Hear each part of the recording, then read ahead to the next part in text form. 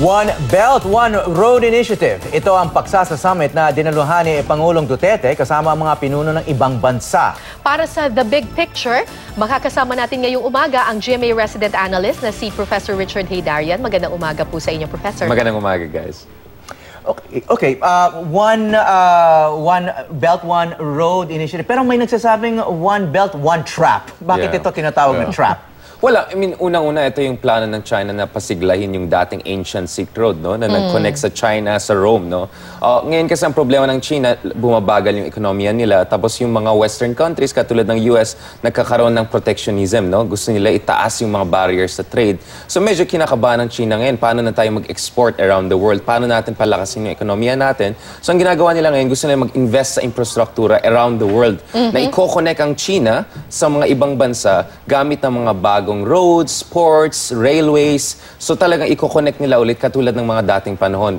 So gagastos ng China mahigit sa $1.3 trillion over the next 10 to 20 years. So marami silang ipapautang sa mga ibang bansa para gumawa ng mga roads at saka mga infrastructure. Yun nga, puro utang ito. Hindi ito giveaway project. Hindi ito giveaway, hindi ito gift. Utang po ito. At of course, yung concern dyan ay maraming bansa ngayon na nagbe-benefit dito sa One Road, One Belt project, nababaon sila sa utang. Katulad ng Sri Lanka. Kunyari yung Sri Lanka, nagpagawa sila ng isang giant airport at saka isang giant port. Ngayon, hindi nila mababayaran yan kasi hindi nila nagagamit. So yung China, humingi na siya ng major stake dyan. At saka, so yung ibang bansa, hindi na nila mababayaran sa daming utang na kinukuha nila sa China. So in a way, hindi ito gift. Hindi ito bigay, ito ay utang na babayaran din natin. Yes. Kumusta ba ang China pagdating sa pagpapautang kumpara sa ibang bansa? Yung interest rates, halimbawa, ng China compared to other countries, are they better? Mas mababa ba ang interest rates sa kanila? Well, of course, yung loan ng China, mas mababa yung interest rate pag kinompara mo sa mga private sector, sa commercial banks. Pero kung kinompara mo sa mga ibang bansa katulad ng Japan, mas mataas siya. Kunyari, yung Japan, 0.5% per year, annual yung interest rate. Yung sa China, umabot ng 3% dati, no?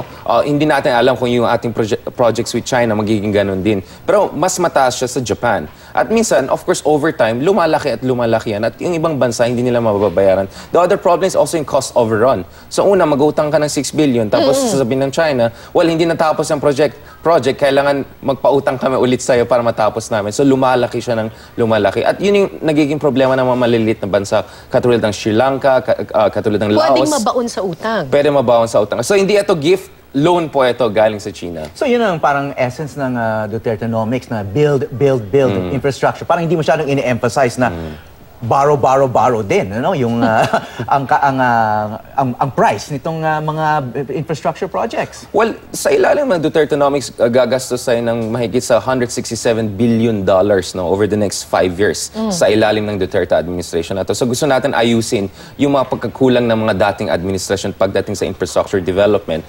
Ngayon, hindi naman lahat galing sa China po yan. So far, ang na-confirm ay 12 projects at worth $4.4 billion. Yun yung i-handle ng China. Pero kasama din ng mga Hapon. Tutulong din ng mga Hapon, tutulong din ng Asian Development Bank, tutulong din ng mga ating mga ibang trade partners katulad ng Korea at possibly even US and Europe. So mas diversified siya. Pangalawa, may sarili din tayong pera. Kaya kailangan mag-raise din ng funds ng Duterte administration. Nonetheless, I think mahalaga dito yung ating expenditure na $167 billion. Meron tayong transparency at consultation para siguraduhin natin na walang mangyayaring corruption, walang mangyari irregularity. At of course, dapat i-considera din natin na sustainable po yung expenditure natin. May mga nagsasabi na maaaring maging paraan itong mga utang na ito para ipitin yung Pilipinas na magbigay ng concessions, lalo na pagdating sa teritoryo. Alam naman natin na pag-usapan na hindi raw pag-uusapan in the meantime ng dalawang bansa itong issue ng West Philippine Sea. Well, ang concern ko ngayon, parang wala pang dumating na pera galing sa China, medyo parang nagko-concede na tayo sa China. Pag nakita mo yung statement natin sa ASEAN, napakalambot, no? Para sa akin, feeling ko strategiya ni Pangulong Duterte yan para humingi ng concession from China. So, dun sa One Road, One Belt Summit, hindi lang tayo kumuha ng mga bagong loans, grants. May 3.6 billion pesos na grant binigay sa atin para mag-build ng mga bridges dyan sa Pasig River. Separate pa ito doon sa mga 12 projects na $4.4 billion. No?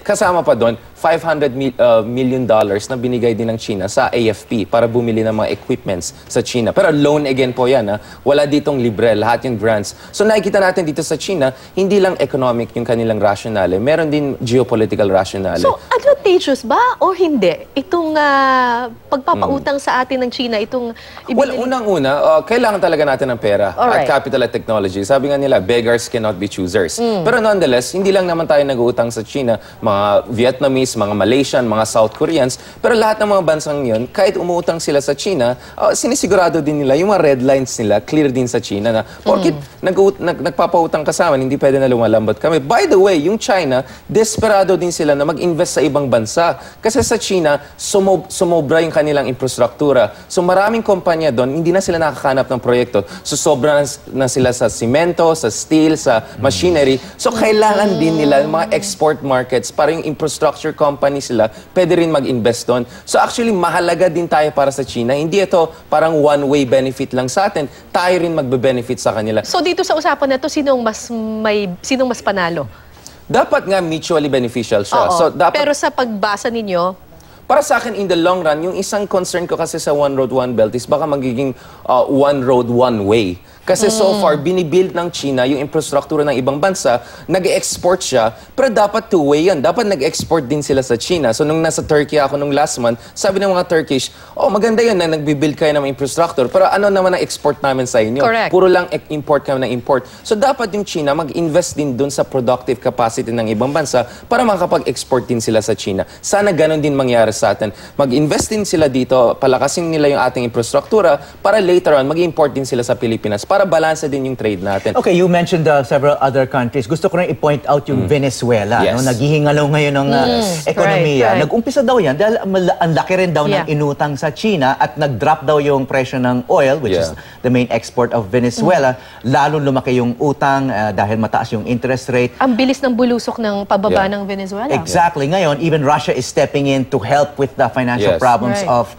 Venezuela, creating this pressure to give concessions naman to Russia. No? Yeah. Di kaya, could that scenario be in our future? Cautionary tale talaga yung Venezuela, no? Kasi mayaman na bansa yan, even kumpara sa Pilipinas. Top oil exporting Correct. countries sila. Yung per capita income nila, 3 to 4 times larger than the Philippines. Pero ngayon, sobrang kawawang Venezuela. Ang problema kasi doon, dati isang tao lang nagdedesisyon, si Hugo Chavez, no? Right. Yung populist nilang leader. At sa ilalim ng Hugo Chavez, nung panahon na yan, okay pa yung economy ng Venezuela, so nagpapautang China sa kanila. Over time, nung bumaksak yung economy nila, tumaas din yung interest rate. At ang problema, walang transparency, walang consultation, walang check and balance, walang democratic accountability dahil doon yung utang nila sobrang lumaki. But we also have a populist leader. So dito, dapat sisiguraduhin natin hindi rin mangyari yung situation sa Venezuela. Yun nga, wala pa nga tayong oil kumpara sa Venezuela. So even less liquid tayo kumpara sa kanila. So cautionary tale. Pero para sa akin, nothing is set in stone. Dapat sana matuto tayo sa mga mistakes natin dati. Katulad ng NBNZT, North Railway Correct. Project. Marami din tayong mga unfortunately palpak na projects with China. So sana in the future, hindi mauulit yan. Pero ang katotohanan dito ay kailangan natin ng tulong para ayusin yung infrastruktura natin at indispensable yung China. And the key here, as you say, is transparency. Exactly. Yeah, And yung last thing transparency. naman sabi ko dito is trust but verify. All right. And with that, maraming salamat po sa inyo, Professor Richard Heydarian, GMA Resident Analyst para sa The Big Picture. Thank you, sir. Pleasure.